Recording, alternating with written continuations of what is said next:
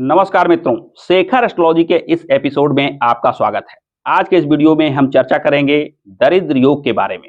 ज्योतिष शास्त्र में दरिद्र योग एक ऐसा योग होता है जो आपके कुंडली के समस्त शुभ फलों का नाश करने वाला माना जाता है। दरिद्र योग के प्रभाव से जीवन में अनेक प्रकार के बाधा, विघ्न, कष्ट, दरिद्रता और गरीबी उठाना पड़ता है। आज के इस वीडियो में हम जानेंगे कुंडली में कब और कैसे बनता है दरिद्र योग। इस वीडियो में हम दरिद्र योग की चर्चा दो प्रमुख बिंदुओं में करेंगे। सबसे पहले हम जानेंगे कुंडली के कारक ग्रह के आधार पर बनने वाले दरिद्र योग के बारे में। दूसरा, चंद्रमा की अशुभता के आधार पर बनने वाले दरिद्र योग के बारे में। और वीडियो के अंत में जानेंगे कि यदि आपके जन्मपत्रिका में दरिद्र योग निर्मित हो रहा है या जीवन में धन के कमी के लक्षण, धनहीनता, लक्ष्मीहीनता जैसे चीज दिखाई दे रही है, तो इस समस्या के निराकरण के लिए क्या सटीक उपाय किए जा सकते हैं, यानी दरिद्र योग के बारे में आज हम इस वीडियो के माध्यम से भलीभांति समझेंगे। तो आइए विषय को प्रारंभ करते हैं। शास्त्रों में वर्णन आता है कि दरिद्र योग दो प्रकार से बनते हैं। पहला प्रकार है कुंडली के कारक ग्रह के आधार पर, जिसमें बताया गया है कि आपके जन्म कुंडली के धन भाव और आय भाव, यानी यह दूसरा भाव और यह 11वां भाव, ये दोनों भाव के स्वामी छठे, 8वें, 12वें भाव में अगर स्थित हों तो धन भाव और आय भाव कमजोर या निर्बल हो जाता है, जो एक प्रकार का दरिद्र योग बनाता है। दूसरा स्थिति है लग्न और भाग्य भाव, यानी यह भाव और नवम यानी भाग्य भाव। ये दोनों भाव के स्वामी भी छठे, 8वें, 12वें भाव में जाना कहीं ना कहीं लग्न को कमजोर करता है, भाग्य को कमजोर करता है, अतः इसे भी दरिद्र योग की संज्ञा दी जाती है। तीसरा, कर्म भाव को लेते हैं, यानी यह जो दशम भाव दिख रहा है इसके स्वामी भी निर्बल हों, 6, 8, 12 में विराजित हों, तो कहीं ना कहीं जीवन में बाधा, विघ्न का संकेत देता है। यानी कुंडली के पहला भाव, दूसरा भाव, 9वां भाव, 10वां भाव और 11वां भाव, इन 5 भाव के स्वामी छठे, 8वें, 12वें भाव में स्थित होकर जब निर्बल हो जाते हैं तो जीवन में धन से जुड़ी समस्या, रोजी रोजगार से जुड़ी समस्या, भाग्य और प्रारब्ध से जुड़ी समस्या अवश्यमेव दिखाई देता है। इसे ही दरिद्र योग की संज्ञा दी जाती है। दूसरी स्थिति है छठे, 8वें, 12वें भाव के स्वामी से यदि ये शुभ भाव के स्वामी योग बना रहे हो, यानी जन्म पत्रिका के यह जो छठा भाव है, 8वां भाव है और 12वां भाव, इनके स्वामी जो भी ग्रह बन रहे हैं उनका संबंध पहले, दूसरे, 9वें, 10वें या 11वें भाव के स्वामी से हो रहा हो, योग बना रहे हो, युति बना रहे हो, तो भी कहीं ना कहीं छठे, 8वें, 12वें भाव के स्वामी अशुभ प्रभाव देते हैं। इन शुभ भाव के स्वामी के बलाबल को कमजोर करके जीवन में दुख कष्ट बढ़ा देते हैं। इसे ही दरिद्र योग की संज्ञा दी जाती है। स्वयं भाव स्वामी निर्बल हो, नीच हो, अस्त हो या पीड़ित हो, यानी ये जो 5 भाव जीवन में धन, संपदा, सुख सुविधा देने वाले माने जाते हैं, जो जीवन में समस्त प्रकार के भौतिक सुखों को देने वाले भाव माने जाते हैं। जैसे लग्न भाव, जो जन्म पत्रिका का सबसे महत्वपूर्ण भाव माना जाता है, यह आपके स्वयं के व्यवहार, कार्यकुशलता, मान सम्मान, अनेक चीजों को नियंत्रित करने वाला भाव है। वहीं दूसरा भाव जो धन का भाव माना जाता है, संचित धन दूसरे भाव से ही देखा जाता है। यह 9वां भाव तो भाग्य भाव कहा ही जाता है, यह भाग्य को नियंत्रित करता है। यह 10वां भाव जो कर्म और रोजी रोजगार का भाव है, यह 11वां भाव जो आय प्राप्ति का भाव है। यानी इन 5 भाव के स्वामी यदि जन्म पत्रिका में निर्बल हो रहे हो, यानी इनके स्वामी नीच राशि के बैठे हों, किसी अशुभ ग्रह के साथ बैठे हों, अस्त हो रहे हो सूर्य के साथ बैठकर, या किसी ग्रह से पीड़ित हो रहे हो, इन सारे स्थितियों में जब भाव के स्वामी निर्बल हो जाते हैं तो जीवन में दुख कष्ट को बढ़ा देते हैं, या जो फल देना चाहिए उसमें कमी ला देते हैं।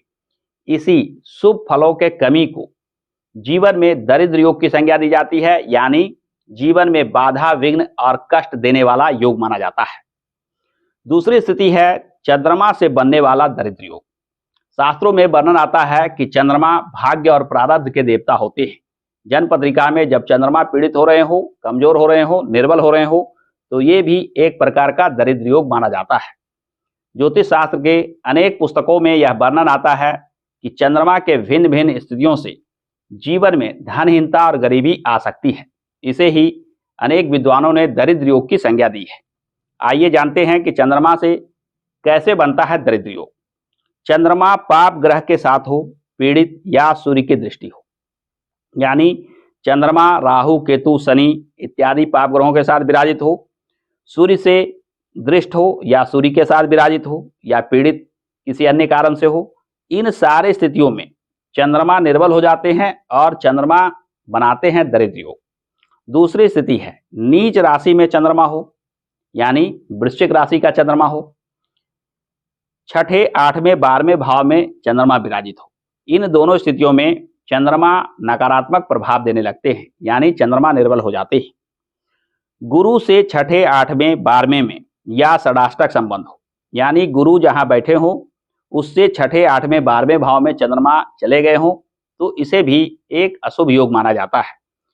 यदि गुरु केंद्र भाव में नहीं हो और छठे, 8वें, 12वें भाव में चंद्रमा चले गए, गुरु से गिनती करने पर छठा, 8वां, 12वां भाव में चंद्रमा विराजित हो रहे हो और गुरु केंद्र यानी पहला, चौथा, 7वां, 10वां भाव में नहीं हो तो पत्रिका में सकट नामक एक अशुभ योग बनता है। जबकि गुरु और चंद्रमा के बीच गिनती करने पर गुरु से चंद्रमा छठे या चंद्रमा से गुरु छठे आ रहे हो तो षडाष्टक संबंध बनता है। यह षडाष्टक योग एक अशुभ योग माना जाता है, यानी सकट योग हो या षडाष्टक योग, ये दुख, दरिद्रता और गरीबी देने वाला योग माना जाता है। चौथी स्थिति है सूर्य के साथ चंद्रमा जब हो तो उसे क्षीण चंद्रमा कहा जाता है, यानी अमावस्या के पास की तिथि का जन्म होना चंद्रमा के निर्बल होने का संकेत देता है। यदि आपका जन्म भी अमावस्या के आसपास के तिथि का हुआ है तो निश्चित मानिए कि आपके पत्रिका में चंद्रमा निर्बल हो रहे हैं और चंद्रमा जो भाग्य और प्रारब्ध के देवता माने जाते हैं, भाग्य में बाधा, जीवन में सफलता, तरक्की, उन्नति में बाधा जैसे अशुभ परिणाम निश्चित रूप से देंगे। अगली स्थिति है चंद्रमा से चौथा भाव को देखना है, उसमें यदि अशुभ ग्रह विराजित हों, यहाँ भी चंद्रमा कुछ ना कुछ निर्बल हो जाते हैं और जीवन में जो शुभ फल दे सकते हैं उसमें कमी लाते हैं। यानी चंद्रमा के जो यह 5 अलग अलग रूप में निर्बल होने का संकेत मिलता है, इसे भी दरिद्र योग की संज्ञा दी जाती है। ज्योतिष शास्त्र के अनेक पुस्तकों में दरिद्र योग में ये सब बातों का वर्णन मिलता है। तो कुंडली में कारक ग्रह यानी शुभ भाव के जो कारक हैं वे निर्बल हों या कुंडली में चंद्रमा निर्बल हो, ये दोनों स्थितियों में जीवन में धन से जुड़े समस्या, जीवन में सफलता, उन्नति प्राप्त करने में समस्या जैसे अनेक अशुभ परिणाम उठाने पड़ते हैं। इसे ही शास्त्रों में दरिद्र योग की संज्ञा दी गई है।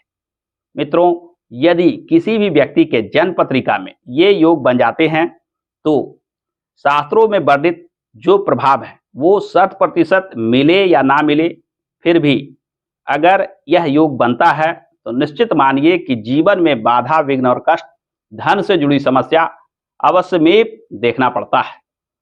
आइए मित्रों, अब हम जानते हैं कि यदि आपके जन्म पत्रिका में दरिद्र योग जैसी स्थिति बन रही हो या यह जो ग्रह स्थिति की वर्णन मैंने इस वीडियो में किया है यह स्थिति बन रही हो तो इसके अशुभ प्रभाव को दूर करने के लिए क्या उपाय कर सकते हैं। उपाय की बात की जाए तो यदि चंद्रमा से कोई अशुभ योग बन रहा हो, धनहीनता, लक्ष्मीहीनता जैसे योग बन रहा हो तो चंद्रमा को मजबूत करने का उपाय अवश्यमेव करना चाहिए। यानी चंद्रमा से जुड़े पूजा पाठ हो, चंद्रमा कवच, स्तोत्र या मूल मंत्र का पाठ हो, यह आपको विशेष लाभ देता है। चंद्रमा के प्रभाव को बढ़ाने के लिए जन्म नक्षत्र से जुड़े उपाय विशेष लाभ देता है। जन्म नक्षत्र से जुड़े उपाय के लिए जन्म नक्षत्र से जुड़े देवता, इससे जुड़े वनस्पति, इससे जुड़े पशु पक्षी इत्यादि की जानकारी होना आवश्यक है। इनसे जुड़े उपाय करके चंद्रमा को मजबूत किया जा सकता है।